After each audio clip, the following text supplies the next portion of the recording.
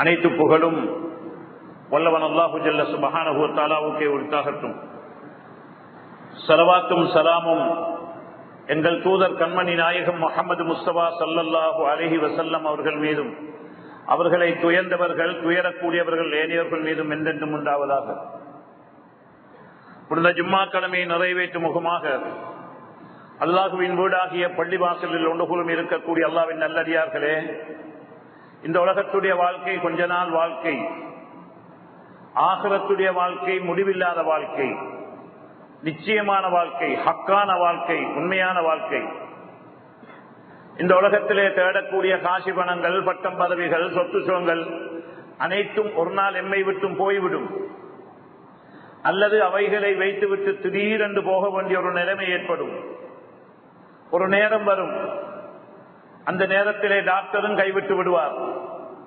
குடும்பத்தார்கள் சூழாலிருந்து அழுது புரளாபித்து அல்லோல கல்லோலப்பட்டுக் கொண்டிருப்பார்கள். கொஞ்ச நேரத்திலே ரூஹ் விதிக்கப்படும். குளிப்பாட்டுவார்கள், கவன் செய்வார்கள், தொலைவிப்பார்கள், கொண்டு போய் மண்ணோடு மண்ணாக புதைத்து விடுவார்கள். அந்த புதைகுடிய ஒரு சிறிய இடம், நெருக்கமான இடம், புழுபூச்சிகள் நிறைந்த இடம். அங்கே நம்முடைய குடும்பத்தார்களாலோ, காசி பணத்தாலோ, பட்டம் பதவியாலோ, சொத்து சுகத்தாலோ ஒன்றுமே செய்ய முடியாது. தனிமையான இருள் நிறைந்த அந்த இடத்தை வெளிச்சமாக்கி விசாலமாக்கி தனிமைக்கு துணையாக இருந்து கை கொடுக்கக்கூடிய, உதவி செய்யக்கூடிய ஒன்று இருக்கும் என்றால் அதுதான் தக்வா என்று சொல்லக்கூடிய இறையச்சம், அல்லாஹ்வுடைய பயம். அன்றாடம் செய்யக்கூடிய நல்லமல்கள், விசேஷமாக 5 நேர தொழுகையை பேணுதலாக தொழுவது, வியாபாரம் கொடுக்கல் வாங்கல்களை ஹலாலை பேணி செய்து கொள்வது, குடும்ப உறவுகளை துண்டிக்காமல் குடும்ப உறவுகளை அனுசரித்து, விசேஷமாக தாய் தகப்பர்களை கவனித்து, இரத்த பந்தங்களை கவனித்து, ஊர் மக்களோடும் நல்ல பண்போடு, அந்நிய மக்களோடும் நல்ல பண்போடு இரக்கத்தோடு நடந்து கொள்வது, இவைகள் தான் கால் மாற்றிலும் தலமாற்றிலும் இடதிலும் வலதிலும் இருந்து எமக்கு கை கொடுக்கக்கூடியதாக, உதவி செய்யக்கூடியதாக இருப்பது மட்டுமல்ல, நாளைய கியாமத்தில் பயங்கரமான கட்டத்தில் அரசுடைய நிழலை தந்து வலது கையிலே பட்டோலை கிடைக்கப்பட்டு சிராத்தல் முஸ்தகீமை கடந்து அப்பால் உள்ள நிரந்தரமான சொர்க்கத்துடைய வீட்டில் கொண்டு போய் சேர்க்கக்கூடியதும் இந்த தக்வாவும் இந்த சாலிஹான அமல்களும் தான். எனவே கொஞ்ச கால உலகத்துடைய வாழ்க்கையில துனியாவுக்கு ஏமாந்து விடாமல், பட்டம் பதவி, சொத்து சுகங்கள், காசி வனங்களுக்கு ஏமாந்து விடாமல், எந்த அளவுக்கு முடியுமோ அந்த அளவுக்கு தக்வாவோடு, அல்லாஹ்வுடைய பொருத்தத்தை நாடி இஹ்லாஸோடு முடியுமான அளவு நல்லமல்களில் ஈடுபட்டுக் கொள்ளும்படி முதல் எனக்கும் அடுத்தபடியாக உங்களுக்கும் ஆரம்பமாக தக்வாவை கொண்டு வசியத்தும் நசீகத்தும் செய்து கொள்கிறேன். கண்ணியத்துக்கும் மதிப்புக்கும் உரிய அல்லாஹ்வின் நல்லடியார்களே, அன்பு சகோதரர்களே, சோதனைகள் மிகுந்த ஒரு காலத்திலே வாழ்ந்து கொண்டிருக்கிறோம். எல்லா வகையிலும் பல பல சோதனைகள் வந்து அன்றாடம் மனிதனுக்கு வாழ்வதற்கு மிகவும் ஒரு நெருக்கடியான ஒரு கட்டத்திலே வந்து கொண்டிருக்கிறோம். கண்ணியமானவர்களே, அல்லாஹ்வின் நல்லடியார்களே, இந்த சோதனைகளை உலமாக்கள் 3 வகையாக பிரித்து ஆய்வு செய்கின்றார்கள். ஒரு வகையான சோதனை நோய் என்ற ரீதியிலே மனிதனை வாட்டி வதைக்கிக் கொண்டிருக்கின்றது. 90 வயது அடைந்து வரக்கூடிய நோய்கள் எல்லாம் பிறந்த உடனே என்று அந்த நோய்கள் வந்து அடைவதென்று சொல்லியிருந்தால் அல்லாஹ்வுடைய கோப நிலைமை எவ்வளவு இருக்கின்றது என்பதைத்தான் நாம் ஒவ்வொருவரும் உணர வேண்டியவர்களாக இருந்து கொண்டிருக்கிறோம். அன்புக்குரியவர்களே, கொத்துபா என்று காதால் கேட்டுவிட்டு மட்டும் போய்விடாமல் இதற்கு மாற்று பரிகாரம் செய்து இதை எப்படி மாற்றிக்கொள்வது என்ற சிந்தனையிலேதான் இந்த கொத்துபாவை கேட்க வேண்டும் என்று உங்களிடத்திலே ஆரம்பமாக தாழ்மையாக கேட்டுக்கொள்கிறேன். கண்ணியமானவர்களே, நோய் என்ற அடிப்படையிலே சென்ற காலத்திலே இந்த நாட்டிலே கொரோனா என்ற அந்த நோயின் மூலமாக எவ்வளவு முடக்கப்பட்டு எம்முடைய பொருளாதார நிலைமை எந்த அளவுக்கு மந்தமாகி, எத்தனை கடைகள் மூடப்பட்டு, எவ்வளவு மேல் மட்டத்தில் இருந்தவர்கள் கூட ஆக கீழ் மட்டத்திற்கு போய் அன்றாடம் வாழ்க்கையை நடத்திக் கொள்வது கூட கஷ்டமான நிலைமையில் இருக்கின்றார்கள் என்பதை நான் சொல்லித்தான் விளங்க வேண்டிய அவசியம் இல்லை. எனவே அந்த அடிப்படையிலே நோய்கள் சுபஹானல்லாஹ் ஆச்சரியமாக இருக்கிறது. ஒரு காலத்திலே கேன்சர் நோய் என்று சொன்னால் அது எங்கேயாவது ஒரு ஊரிலே ஒரு 1000 பேருக்கு கொண்டாக 1,00,000 பேருக்கு கொண்டாகத்தான் அந்த கேன்சருடைய நோயை கேள்விப்பட்டோம். இந்த ஊர் வழிய யாரை கேட்டாலும் இளம் வயதிலே சின்ன வயதிலே கேன்சரால் பாதிக்கப்பட்டிருக்கிறார் என்ற அந்த கவலையான செய்திகளை கேள்விப்படுகிறோம். அன்புக்குரியவர்களே, அது மட்டுமல்ல, கேள்விப்பட்டிருக்காத எத்தனையோ நோய்கள். சாதாரணமாக சொல்வதாக இருந்தால் சீனி வியாதி என்பது 70, 80, 90 வயதுகளுக்கு பின்னாலே தான் அந்த நோய் ஏற்படக்கூடியதாக இருந்திருக்கிறது. சென்ற காலங்களிலே கேள்விப்படுகிறோம் அப்படியான நோய் இருந்து அதிலே மௌத்தானார் என்று. ஆனால் இன்று பிள்ளை பிறந்தவுடனே சீனி என்று சொல்லுகின்றார்கள். கண்ணியமானவர்களே, ஆஸ்பத்திரிகளுக்கு, ஹாஸ்பிட்டல்களுக்கு நோயாளிகளை விசாரிக்கும் நோக்கத்திலே போய் பாருங்கள். ஏன் இதற்காக ஆர்வமூட்டப்பட்டிருக்கிறது? ஒரு மனிதனுக்கு இருக்கக்கூடிய ஆரோக்கியத்தை வழங்கி அல்லாஹ்வுக்கு நன்றி செய்ய கடமைப்பட்டிருக்கிறோம். ஒரு நோயாளியை காலையில் விசாரிக்க சென்றால் 70,000 மலக்குகள் அவருக்காக இஸ்திக்பார் துஆ செய்கின்றார்கள். மாலையிலே சென்றால் அடுத்த நாள் காலை வரைக்கும் 70,000 மலக்குகள் அவருக்காக இஸ்திக்பார் துஆ செய்கின்றார்கள். அவ்வளவு சிறப்புகளை எல்லாம் நோயாளிகளை விசாரிக்க செல்லக்கூடியவர்களுக்கு ஸல்லல்லாஹு அலைஹி வஸல்லம் அவர்கள் சொல்லி இருக்கிறார்கள். என்ன காரணம்? அப்படியான நோயாளிகளை பார்த்து அல்லாஹ் எம்மை ஆரோக்கியமாக சுகதேகியாக வாழ வைத்திருக்கிறானே என்று நன்றி செய்யக்கூடிய மனிதனாக மாறுவான். கண்ணியமானவர்களே, எத்தனையோ சீனி வியாதி நோய்கள் சின்ன பிள்ளைகளுக்கு சிறு வயதிலே வந்து மக்கள் கஷ்டப்பட்டுக் கொண்டிருக்கிறார்கள். இதுபோன்று பெசரா, கொலஸ்ட்ரோலா, கிட்னியா, ஹார்ட்டா, இப்படியாக கேன்சரா, காய்ச்சல் வகைகளா, இதுபோன்று எத்தனையோ வயதில் வர வேண்டியவர்கள், 80, 90 வயதில் வர வேண்டியவைகள் இதெல்லாம் காலடியிலே பிறந்த உடனே இளம் வயது வாலிபர்களுக்கு வந்து இந்த சமூகத்திலே கஷ்டப்படக்கூடிய நோயினால் பயங்கரமான சோதனைக்கு சமூகம் உள்வாங்கப்பட்டிருக்கிறது என்பதை நாம் அன்றாடம் அறிந்து கொண்டிருக்கிறோம். கண்ணியமானவர்களே, இப்படியாக நோய்கள் மூலமாக மனிதர்கள் அன்றாடம் சோதிக்கப்படுகிறார்கள். இன்னும் ஒரு வகை சோதனை தான் என்று இருக்கக்கூடிய சோதனைகள் அழிவுகள் என்று சொல்லக்கூடியது, அனர்த்தங்கள் என்று சொல்லக்கூடியது. கண்ணியமானவர்களே, ஒரு காலத்திலே மழை என்று மழையினால் வெள்ளப்பெருக்கு ஏற்பட்டு மலை சரிவுகள் ஏற்பட்டு அங்கே இருந்த பயிர்கள் எல்லாம் வெள்ளத்தின் மூலமாக அழிக்கப்பட்டு நாசமாக்கப்படுகின்ற செய்திகளை சென்ற காலங்களிலே எத்தனையோ உயிர்கள் பறிபோனதை மலை சரிவு மூலமாக, வெள்ளத்தின் மூலமாக, மழை அதிகமாக பெய்ததன் காரணமாக எத்தனையோ பேர்களுக்கு இதன் மூலமாக பல சோதனையை அடைந்ததை நாம் கேள்விப்பட்டிருக்கிறோம். ஆனால் இன்றைய நாட்டுடைய நிலைமையை அவதானிக்கின்ற பொழுது பயங்கரமான வெப்பம். இந்த வெப்பத்தினால் லேசான பாதிப்பு அல்ல, சில பகுதிகளிலே மழை பொழிகிறது என்று கேள்விப்படுகிறோம். அது சிறு துளி மழையாக இருக்கிறது. அப்படியான கடினமான சூட்டில் சிறு மழை பெறுகின்ற பொழுது டாக்டர்மார்களுடைய ஆலோசனை என்ன? கொதிக்கிற தண்ணீர் அங்கே கொஞ்சம், அதாவது குளிர் ஏற்படுத்தப்படும் பொழுது எப்படி அது பொங்கி இன்னும் அதிகப்படுகிறதோ அதே போலதான் இந்த மழை துளியினால் இன்னும் நோய் அதிகரிக்கிறதே தவிர இதற்கு மூலமாக விமோசனம், இதன் மூலமாக ஆறுதல் ஏற்படுகின்றதில்லை. அன்புக்குரியவர்களே, இன்றைய தினம் அறிவிக்கப்பட்டிருக்கின்ற செய்தியை நீங்கள் பார்த்திருப்பீர்கள்.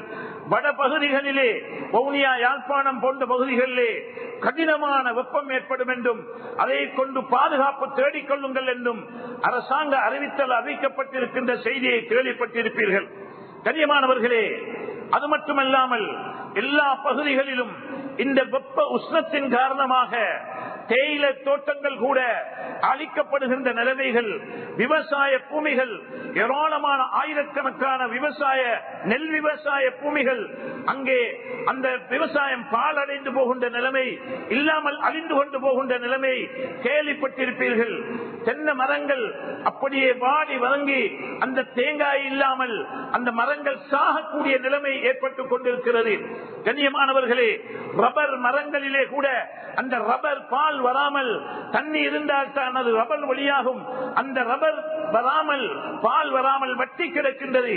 இப்படியாக ஏற்கனவே பொருளாதாரத்திலே பாதிக்கப்பட்டிருக்கின்ற நாம் இன்று நம்முடைய நாடு விவசாயத்திலே இருக்கின்ற நாடு, விவசாயங்கள் எல்லாம் செத்து மடிந்து கொண்டிருக்கின்ற செய்தியை, அது மட்டுமில்லை, மிருகங்கள் கூட குளங்குட்டைகள், ஆறுகள், அதாவது சிறு சிறு ஆறுகள் கூட வற்றி அங்கே மிருகங்களுக்கு தண்ணி இல்லாமல் மிருகங்கள் கூட சாகக்கூடிய நிலைமை ஏற்பட்டுக் கொண்டிருக்கின்ற நிலைமையை நீங்கள் அன்றாடம் செய்தி மூலம் கேள்விப்பட்டிருப்பீர்கள்.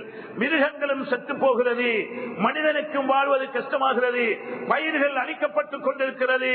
அன்புக்குரியவர்களே, சில இடங்களிலே வெப்ப உஷ்ணத்தின் காரணமாக நெருப்புகள் கூட எடுத்து பத்தி அந்த இடங்களிலே அந்த இடங்களுக்கு நெருப்புகள் பரவிக்கொண்டிருக்கின்றது.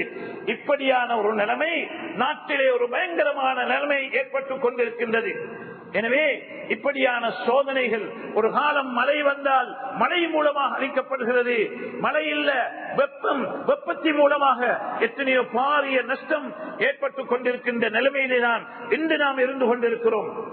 கண்ணியமானவர்களே, இது ஒரு வகையான சோதனையாக இருந்து கொண்டிருக்கின்றது. அன்புக்குரிய அல்லாஹ்வின் நல்லடியார்களே, அடுத்த ஒரு சோதனை தான் துவேஷங்கள் என்று சொல்வது, இனத்துவேஷங்கள் என்று சொல்லக்கூடியது, சூழ்ச்சிகள் என்று சொல்லக்கூடியது. இன்று நம்முடைய நாட்டிலே எத்தனையோ வெளிநாட்டு சக்திகள் மூலமாக பல பல சூழ்ச்சிகள் கட்டவிழ்த்து விடப்பட்டிருக்கின்றது. ஜாக்கிரதையாக இருக்க வேண்டும், விழிப்போடு இருக்க வேண்டும். கண்ணியமானவர்களே, இந்த நாட்டிலே வாழக்கூடிய பெரும்பான்மை மக்கள் மிக நல்ல மக்கள், 95% என்று சொல்ல முடியும். அந்த அளவுக்கு இந்த நாட்டிலே வாழக்கூடிய பெரும்பான்மை மக்கள், அது பௌத்த மக்களாக இருக்கலாம், இந்து மக்களாக இருக்கலாம், கிறிஸ்துவ மக்களாக இருக்கலாம், வேற நாடுகளோடு ஒப்பிட்டு பார்க்கின்ற பொழுது நம்முடைய அரபு நாடுகளிலே கூட அரபிகளிடத்திலே இல்லாத பண்பாடுகள், அவர்களிடத்திலே ஈமான் இருக்கிறது. ஆனால் பண்பாடு ரீதியாக பார்க்கின்ற பொழுது நம்முடைய நாட்டிலே வாழக்கூடிய பெரும்பான்மை மக்களிடத்திலே நல்ல பண்பாடுகள் இருக்கிறது. நாம் தான் இஸ்திக்பார் செய்ய வேண்டும், நாம் தான் தௌபா செய்ய வேண்டும். அவர்களுக்கு நம்முடைய பண்பாடுகளை காட்டவில்லை. ஹபீப் முஹம்மது ஸல்லல்லாஹு அலைஹி வஸல்லம் காட்டி தந்த பண்பாடுகளை நாங்கள் வியாபாரத்திலும், கொடுக்கல் வாங்கலிலும், போக்குவரத்திலும், பக்கத்து வீடுகள் என்ற அடிப்படையிலும் எங்கட பண்பாடுகளை காட்டாத குறைபாடுதான். இல்லை என்றால் அந்த பெரும்பான்மை மக்களிடத்திலே நல்ல பண்பாடுகள் உள்ளவர்கள். அன்புக்குரியவர்களே, சென்ற காலத்திலே இவ்வளவு துவேஷங்கள் கட்டவிழ்த்தப்படப்பட்டும் எம்மட கடைகளுக்கு பெருமளவிலே வியாபாரங்கள் குறைவு ஏற்படவில்லை. 90% எம்முடைய கடைகளுக்கு சாமான் வாங்குவதற்கு வரக்கூடியவர்கள் அந்த பெரும்பான்மை மக்கள் தான். அன்புக்குரியவர்களே, அவ்வளவு நல்ல மக்கள், அந்த நல்ல மக்களோடுதான் நாம் இந்த நாட்டிலே வாழ்ந்து கொண்டிருக்கிறோம். என்றாலும் கூட சில வெளிநாட்டு சக்திகள் எமக்கு மத்தியிலே இருக்கக்கூடிய ஒற்றுமையை, எமக்கு மத்தியிலே இருக்கக்கூடிய ஒன்றுபடுதலை பிளவுபடுத்தி தூரமாக்குவதற்காக பல வகையிலே பல சூழ்ச்சிகள், சதிகள் அன்றும் செய்தார்கள், இன்றும் செய்து கொண்டிருக்கிறார்கள் என்பதை நாங்கள் மறந்துவிடக் கூடாது. அதற்கு நாங்கள் பழிக்கேடாக மாறிவிடக் கூடாது என்பதற்காகத்தான் இதை சொல்லி காட்டுகின்றோம். எனவே அன்புக்குரியவர்களே, ஸ்பெயினுடைய வரலாறை படித்து பாருங்கள். ஸ்பெயின் எப்படியான நாடு? ஐரோப்பிய நாடுகளிலே பெரும் பெரும் வாசிக சாலைகளில் லைப்ரரிகளை உண்டாக்கிய ஒரு நாடுதான் ஸ்பெயின் நாடு. ஏராளமான பள்ளிவாசல்கள், ஏராளமான குர்துபாக்கள். இன்று ஒரு பள்ளி வாசலில் கூட 2 ரக்காத்து சுன்னத்து தொழ முடியாத அவல நிலைமைக்கு ஆக்கப்பட்டிருக்கின்றது. கண்ணியமானவர்களே, அவ்வளவு பெரும் சூழ்ச்சி செய்து முஸ்லிம்களையே இஸ்லாத்தை விட்டும் பள்ளியை விட்டும் உலமாக்களை விட்டும் தூரமாக்கி விட்டார்கள். அந்த நிலைமை எம்முடைய நாட்டிலே நடந்துவிடக் கூடாது. எம்முடைய நடவடிக்கைகள் உலமாக்களோடும் எம்முடைய பிள்ளைகளும் எம்முடைய சந்ததிகளும் உலமாக்களோடு பள்ளியோடு குர்ஆனோடு நல்ல மனிதர்களோடு தொடர்புள்ளவர்களாக எம்முடைய பிள்ளைகளையும் ஆக்கிக் கொள்வதோடு நாமும் பள்ளியோடு இபாதத்தோடு அமலோடு குர்ஆனோடு தொடர்புள்ளவர்களாக ஆகிக் கொள்ள வேண்டும் என்பதை கண்ணியமானவர்களே தாழ்மையாக இந்த ஹுத்பாவிலே வேண்டிக் கொள்கிறோம்.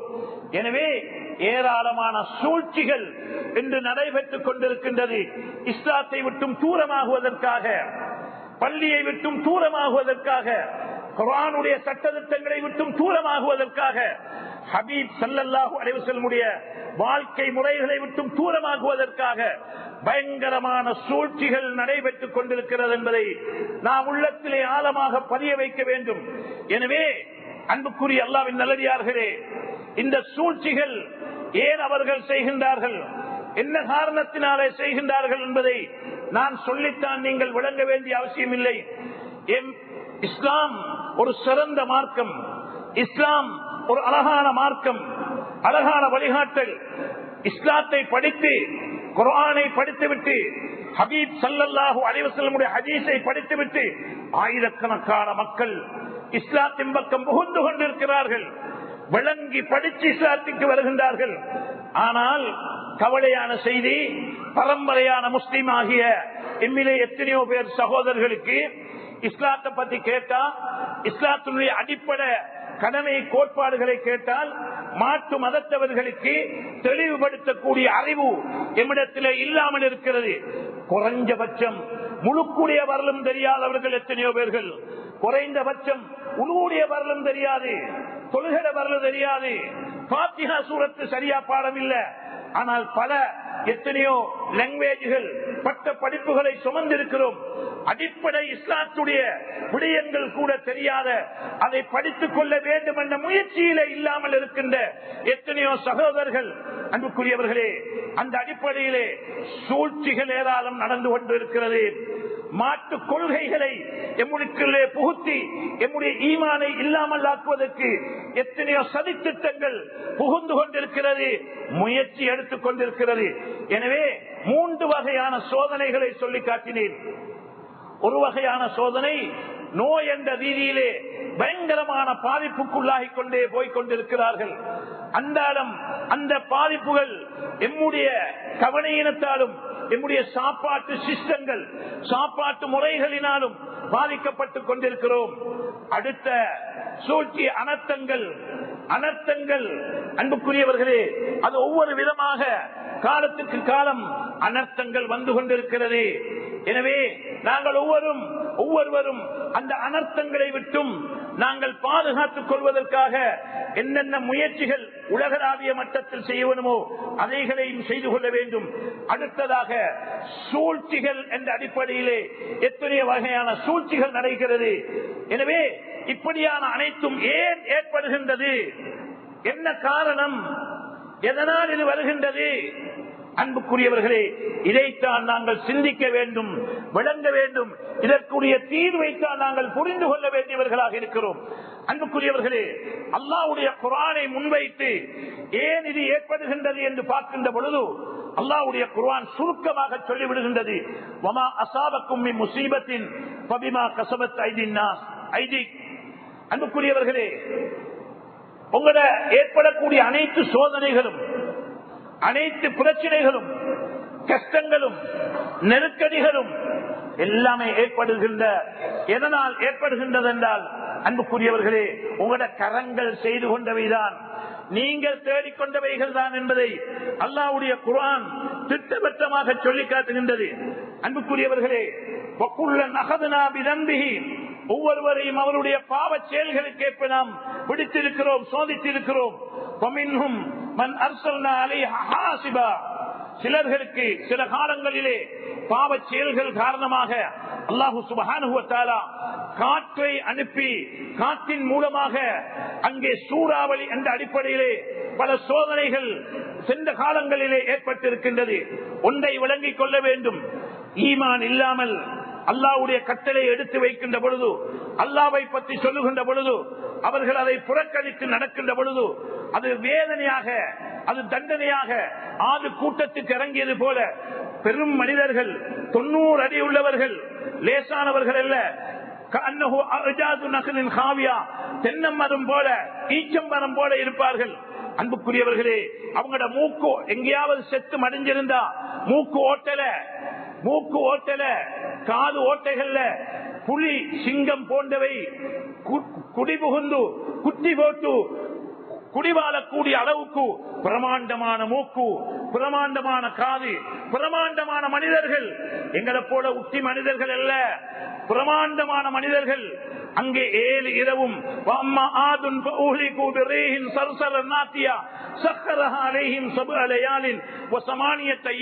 7 இரவும் 8 பகலும் தொடர்ந்து வீசிய காத்தி மூலமாக சதைகள் கலக்கப்பட்டது, முள்ளுக்கூடு மித்து மிஞ்சியது.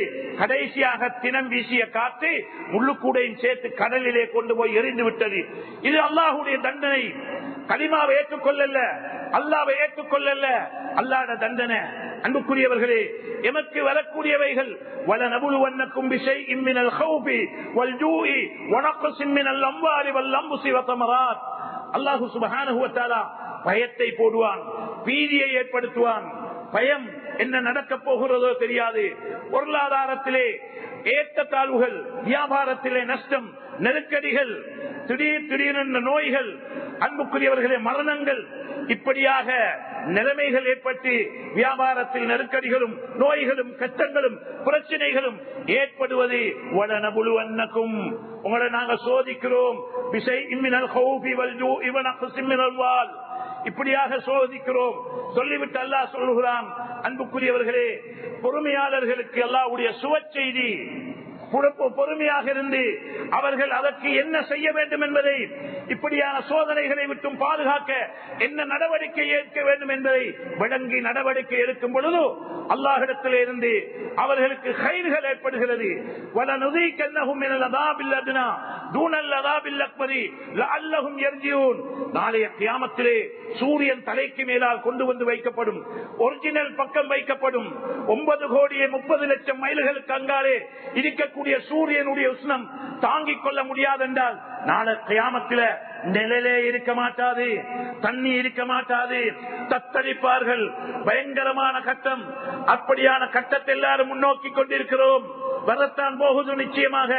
அன்புக்குரியவர்களே, அப்படியான தண்டனைக்கு முந்தி உலகத்தில சிறு சிறு சோதனைகள், நோய் என்றும் வறுமை என்றும் நெருக்கடி என்றும் மௌத் என்றும் ஆக்சிடென்ட் என்றும் இப்படியான சோதனைகளை ஏன் ஏற்படுத்துகின்றார் என்றால் லஅல்லஹும் யர்ஜிஊன். இவர்கள் இப்படியான நிலைமை ஏற்படுகின்ற பொழுது எவ்வளவு சம்பாதிச்சாலும் திடீரென்று மௌத்து வந்துட்டா எல்லாம் வச்சுட்டு போகணும், திடீர் எவ்வளவு சம்பாதிச்சாலும் ஏதாவது ஒரு சோதனை வந்துட்டா எல்லாத்தையும் இல்லாமக்கிட்டு வெறும் கையோடு இருக்கணும். எவ்வளவுதான் நாங்க சம்பாதிச்சாலும் திடீரென்று ஒரு நோய் வந்துட்டா எல்லாத்தையும் இழந்துருவோம். எனவே யாரோ அதை கட்டி காக்க போறாங்க. எனவே நாங்க இபாதத்தோட, அமலோட, குர்ஆனோட, துஆவோட, இஸ்திக்பாரோட இருந்தால்தான் இவைகள் எங்களுக்கு கபரு வெளிச்சமாகும், ஆகிரத்தில் கை கொடுக்கும் என்ற உணர்வு லஅல்லஹும் யர்ஜிஊன், ஈமானின் பக்கம் மீள்வதற்காக அல்லாஹ் இப்படியான சோதனைகளை ஏற்படுத்துவார் என்பதை அல்லாஹ்வுடைய குர்ஆன் சொல்லி காட்டுகின்றது. எனவே அன்புக்குரியவர்களே, சுருக்கமாக சொல்வதாக இருந்தால் எங்கட தொழுகையில குறைபாடு. எத்தனை பேர்கள் பேணி தொழுகிறார்கள்? இன்றைய காலத்தில் சுபஹுடைய சப்புகளும் எல்லா இடத்திலையும் குறைந்து விட்டது. தொழுகையும் பக்கம் மக்களுக்கு கரிசனை இல்ல. ஒரு வீட்டில தொலை இல்லாட்டி முன்னால பின்னால வலதுல இடத்துல 160 வீட்டுக்கு அல்லாத கோபம் இறங்கும். ஒரு நேர தொழுகை இல்லையா, 2 நேர தொழுகை இல்லையா, 3வது நேரம் தொழுகை இல்லையா, கழுத்தை வெட்ட வேணும். கழுத்தை வெட்ட கழட்டி அவன் வேணுமென்றே தொழுகையை விட்டால் குளிப்பாட்டவானம், வேணுமென்றே தொழுகையை விட்டால் குளிப்பாட்டவானம், கபன் செய்யவானம், தொழுவிக்கவானம், முஸ்லிம்கள மையவாடியில் அடக்கம் செய்யவானம், குணப்பைத்து கரக்கொப்பில குணப்புட்டியில புதைங்க, நாய் வண்டிய புதைக்கிற மாதிரி புதைங்க. நான் சொல்லவில்லை, மேலான உத்தம இமாம்கள் சொல்லி காட்டுகின்றார்கள். அன்புக்குரியவர்களே, தொழுகை இல்லையா, சாக போகிறானா, அடிபட்டு சாக போறானா, தண்ணி தாங்க அழுகிறான், கெஞ்சுகிறான். அன்புக்குரியவர்களே, ஒரு நாய் பக்கத்திலே சாக போகுது, நாய்க்கு தண்ணியை கொடுக்கிறதா மனுஷனுக்கு தண்ணியை கொடுப்பதா? அன்புக்குரியவர்களே, சட்டமேதி இமாம் சாபிர் ரஹ்மத்துல்லாஹ் எங்களுடைய இமாம் சொல்லி காட்டுகின்றார்கள், இவனுக்கு தொழுகை இல்லாதவனுக்கு தண்ணியை கொடுக்காதீங்க, நாய்க்கு தண்ணியை கொடுங்க, நாயை காப்பாத்துங்க, இவன் செத்து தொலையட்டும் என்று இமாம் சாபிர் ரஹ்மத்துல்லாஹ் சட்டத்தை அமைத்து காட்டுவதாக இருந்தால், தொழுகை இல்லாதவன் சமூகத்திலே எவ்வளவு பயங்கரமான மோசமானவன், பூமிக்கு மேலாலே இவ்வளவு கேடு கட்டவனாக இருந்தால், பூமிக்கு கீழால கபருக்குள்ளே போனதுக்கு பிறகு எவ்வளவு பெரிய அதாபை அனுபவிக்க இருக்கிறான். நாயை விட கேவலமானவன் தான் சமூகத்திலே 5 நேர தொழுகை இல்லாதவன் என்பதை அங்கே நிரூபித்து காட்டப்படுகின்றது. எனவே அன்புக்குரியவர்களே, இப்படியான பயங்கரமான பாவங்கள் பூமிக்கு மேலான நிகழும் பொழுது எங்கே இந்த உஷ்ணம் குறைய போகுது, எங்கே காற்று நல்லதாக அடிக்க போகுது? ஒவ்வொரு நாளும் காற்று கேட்குது, யா அல்லாஹ் ஓட கட்டளையை பால்படுத்திக் கொண்டு பூமிக்கு மேலால நடமாடுகிறார்கள், வேகத்தை கூட்டி சூறாவளியின் அடிப்படையில இவங்களை இல்லாமாக்கிறவா? அன்புக்குரியவர்களே, கடல் கேட்குது, ரப்பே ஓட கட்டளைய மாறுபடுத்திக் கொண்டு, ஓட கட்டளைக்கு மாறு செஞ்சு கொண்டு இவர்கள் உல்லாசமாக இந்த கடல் அனுபவிச்சுக் கொண்டிருக்கிறார்கள், இந்த பூமிக்கு மேலால வாழ்றார்கள். நீ சொல்லு யா அல்லாஹ், நாங்க கொந்தளிச்சு கடலை சுனாமி கொந்தளிச்சு அப்படியே பூமியில வாழக்கூடியவர் எல்லாத்தையும் அழிச்சு இல்லமாக்கிறட்டுமா? சொல்லு யா அல்லாஹ் என்று அல்லாஹ்விடத்திலே உத்தரவு கேட்கிறது. அன்புக்குரியவர்களே, அதே போல மழை கேட்கிறது, யா அல்லாஹ் சொல்லு, கூடுதலாக பேஞ்சி வெள்ளம் என்ற பெயரில் இவர்களை அழித்து விடட்டுமா? வெள்ளம் மழை கேட்கிறது.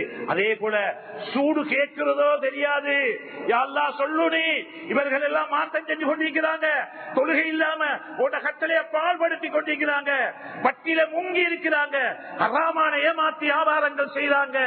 ரப்பே நீ சொல்லு யா அல்லாஹ், இன்னும் கேட்கிறதோ தெரியாதென்று நிலைப்பாடுக்கு அச்சமாக இருக்குது. ஏன் அடிக்கிற சூட பார்த்தா பயங்கரமான சூட்டின் மூலமாக ஏராளமான பயிர்கள் நாசமாக்கப்படுகிறது. அன்புக்குரியவர்களே, ஏராளமான விவசாய நிலங்கள் பாதிக்கப்படுகிறது, மிருகங்கள் சாகுது, மனிதர்களுக்கு கூட குடிப்பதற்கு தண்ணி இல்லாமல் இருந்து கொண்டிருக்கிறது.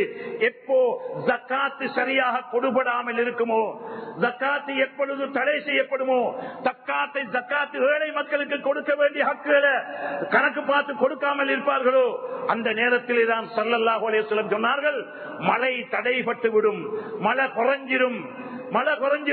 மழை குறைஞ்சதனாலதான் சூடு அதிகரித்திருக்கிறது. எனவே சூரியன் கேட்கிறது, யா அல்லாஹ் சொல்லு, என்ற சூட்டை கூட்டி இவங்களை எல்லாம் கரிச்சி போட்டுள்ளேன், நீ அனுமதிதா என்று கேட்கிறது. எனவே அன்புக்குரிய மேலான சகோதரர்களே, இந்த நிலைமைகளை விட்டும் எங்களுடைய அனர்த்தங்களை விட்டும் பாதுகாக்கப்படணுமா? நோய்களை விட்டும் பாதுகாக்கப்படணுமா? எமக்கு எதிராக செய்யப்படக்கூடிய சூழ்ச்சிகளை விட்டும் பாதுகாக்கப்படணுமா? அன்புக்குரிய மேலான சகோதரர்களே, தொழுகையில பேணுதலாக இருக்கணும். ஹலால் ஹராம்களை பேணி எங்களுடைய வியாபாரம் கொடுக்கல் வாங்கல்களை செய்து கொள்ள வேண்டும். குடும்பத்திலே யாராவது கோபிச்சு கொண்டிருந்தால் மழை தேடி தொல்றதுக்கு நிபந்தனை, முதலாவது நிபந்தனை 3 நாள் நோன்பு பிடிச்சி அங்கே இமாம் உபதேசம் செய்யணும். மக்களே, யாரோடையும் கோபிச்சு கொண்டிருக்கிறீங்களா? உறவை ஏற்படுத்திக் கொள்ளுங்க. 3 நாளைக்கு மேல கோவிச்சு கொண்டிருக்க கூடாது. 3 நாளைக்கு மேல கோவிச்சு கொண்டிருந்த மௌத்தானால் நரகம் அவர்கள் நுழைவார்கள். எனவே மழை தேடி போறதுக்கு, கிரவுண்டுக்கு போறதுக்கு முன்னால யாரும் கோபச்சு கொண்டிருந்தால் அவங்கள கோப நிலைமையை இல்லாமக்கிட்டால் அவர்கள் அங்கே ஒன்று கூட வேண்டும் மனதேடி தொழுவதற்கு. எனவே அன்புக்குரியவர்களே, யாரும் கோபிச்சு கொண்டிருந்தால் உறவாகிக் கொள்ளுங்க, கோபத்தை விட்டுடுங்க. அல்லாஹ் இடத்துல அதிகமாக இஸ்திக்பார் செய்வோம். எல்லா கட்டத்திலையும் மழை இல்லையா, புள்ளை இல்லையா, நோயா, கஷ்டமா, பிரச்சனையா, அனைத்தும் சொல்லப்பட்ட நேரங்களிலே சொல்லப்பட்ட பதில்தான் மல்லதிமல் இஸ்திக்பார். யார் அதிகமாக இஸ்திக்பார் செய்வார்களோ ஜஅலல்லாஹு மின் குல்லி ஹம்மின் ஃபரஜா, எல்லா கவலையும் நீக்கிடுவான். வமின் குல்லி லீக்கின் மக்ரஜா, அனைத்து நெருக்கடிகளை விட்டு அல்லாஹ் லேசாக்கிடுவான். வரஸகஹுல்லாஹு மின் ஹைஸு லா யஹ்தஸிப், அறியாத புறத்தில வியாபாரத்தில பரக்கத்து வேணுமா, வீட்டில பரக்கத்து வேணுமா, உங்களோட காசில பரக்கத்து வேணுமா, உங்களோட ஆயில்ல பரக்கத்து வேணுமா? அன்புக்குரியவர்களே, பரக்கத்தை அதிகமா இஸ்திக்பார் செய்வதில்தான் இருக்கின்றது என்பதை ஸல்லல்லாஹு அலைஹி வஸல்லம் சொல்லி காட்டி இருக்கின்றார்கள். எனவே அன்புக்குரியவர்களே, அல்லாஹ்வின் நல்லடியார்களே, அந்த அடிப்படையில நாங்க ஒவ்வொருத்தரும் விளங்க வேண்டும். எங்கட அமல்ட குறை படுறபாடு பாவத்துடைய அதிகம், பாவம் கூடிட்டு அதாலதான் இவ்வளவு பெரும் வளர்ச்சி, வறுமை, கஷ்டம், நோய், சூழ்ச்சிகள் அனைத்தும். அதாவது பகதாதிலே நூருத்தீன் ஜாலங்கி ரஹ்மத்துல்லாஹ் அங்கே ஆட்சி செய்து கொண்டிருக்கிறார்கள். கஷ்டம் என்றால் பயங்கரமான பிரச்சனை, மழை இல்ல, வறுமை, நெருக்கடி, இப்படியான நோய், இப்படியான கட்டத்திலே படை வீரர்களை கூப்பிட்டார்கள், அதிகாரிகளை கூப்பிட்டார்கள். இங்க வாங்க, என்னால ஏண்ட முயற்சி செஞ்சுட்டேன், இதற்கு பிறகு என்னால் ஒன்று செய்ய முடியாது. நீங்க செய்ய வேண்டிய ஒரே ஒரு முயற்சி தான், எல்லா வீடுகளையும் நீங்க தட்டணும், தஹஜ்ஜத்தில தட்டணும், தஹஜ்ஜத்துக்கு எழுப்பாட்டணும், தஹஜ்ஜத்துக்கு எழுப்பாட்டி தஹஜ்ஜத்தில 2 ரக்காத் அல்லது 8 ரக்காத் வரைக்கும் தொலையிலும் தொழுதுட்டு அலனும் ஒவ்வொருத்தரும் சுஜூதில நிலைமைய சீராக்கிட்டாய் அல்லாஹ். யாரையும் குறை சொல்லி வேலை இல்ல, ஆட்சியாளர்களை, அரசாங்கத்தை, வேற யாரையும் குறை சொல்லி வேலை இல்ல. எங்கட பிழை, எங்கட தவறு, எங்கட அமல்ல குறவு. எனவே ஒவ்வொருத்தரும் மக்களை ஆர்வப்படுத்தணும். தஹஜ்ஜத்தில் அழுது தொழுது துஆ செய்யும்படி, தஹஜ்ஜத்தில் வீடுகள்ல குர்ஆன் ஓதப்பட வேண்டும், தஹஜ்ஜத்துக்கு எழும்பி வீடுகள்ல குர்ஆன் ஓதப்படணும். அன்புக்குரியவர்களே, இதுதான் தீர்வு. அமல்களை கொண்டு முன்னேறுவோம், இபாதத்தை கொண்டு முன்னேறுவோம். வீடுகள்ல குர்ஆன் ஓதுவது, தஹஜ்ஜத் தொழுவதை கொண்டு வீடுகளை செழிப்பாக்குவோம், ஜக்காத்துகளை சரியாக நிறைவேற்றுவோம். இல்லாத மக்கள் கஷ்டப்படுகின்றார்கள், தேடி தேடி யாருக்கும் தெரியாம ரகசியமாக இடது கைக்கு தெரியாம வலது கையால சதக்காக்கள் கொடுப்போம். எத்தனையோ மக்கள் பசிபட்டனிலே வாடுகிறார்கள்.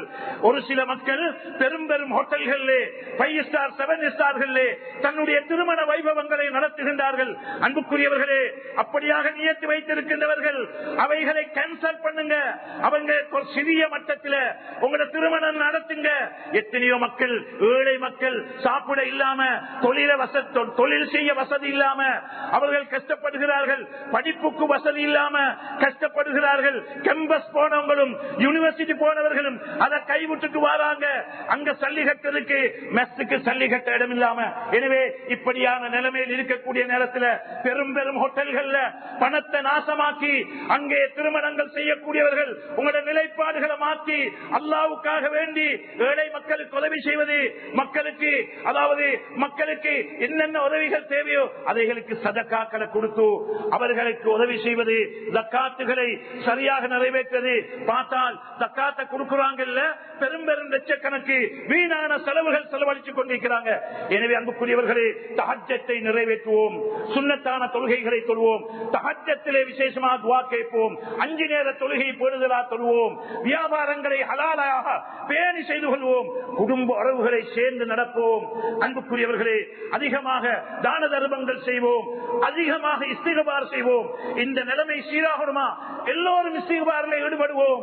அன்புக்குரியவர்களே, கடையில் இருந்தாலும், பிரயாணத்தில் இருந்தாலும், வீட்டில் இருந்தாலும், வாகனத்தில் போனாலும் அஸ்தக்பிருல்லாஹ் அஸ்தக்பிருல்லாஹ், சோதனைகள் வந்துட்டு யா அல்லாஹ் எங்களை மன்னிச்சிடு யா அல்லாஹ்.